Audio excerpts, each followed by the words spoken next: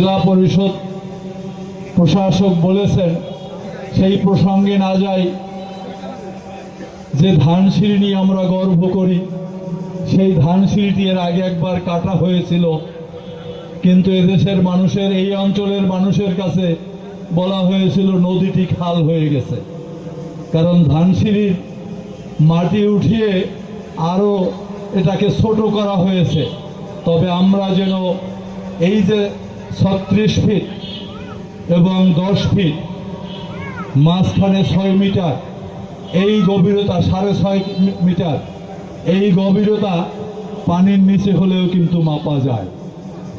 আমরা কিন্তু আমাদের নেতার সকল কার্যক্রম সফলভাবে সম্পন্ন করার জন্য আমাদের প্রতিটি কর্মীকে নিয়ে আজকে যেভাবে আমাদের মাননীয় মন্ত্রী নিজ হাতে কোদাল দিয়ে মাটি কেটে উদ্বোধন করলেন, আমি কথা দিচ্ছি, আমি এই খালে নেমে 10 মিটার গভীরতা আছে কিনা, 6.5 মিটার, তা কিন্তু দেখব।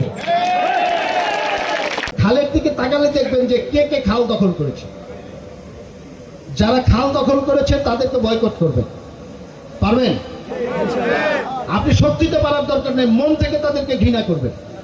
যারা খাল দখল করেছেন, প্রত্যেকটি খাল আমরা উদ্ধার করব এবং মানুষের জন্য ব্যবহার উপযোগী করে মানুষের জীবনধারাকে নতুন করে সাজিয়ে দেওয়ার চেষ্টা করবো ইনশাআল্লাহ।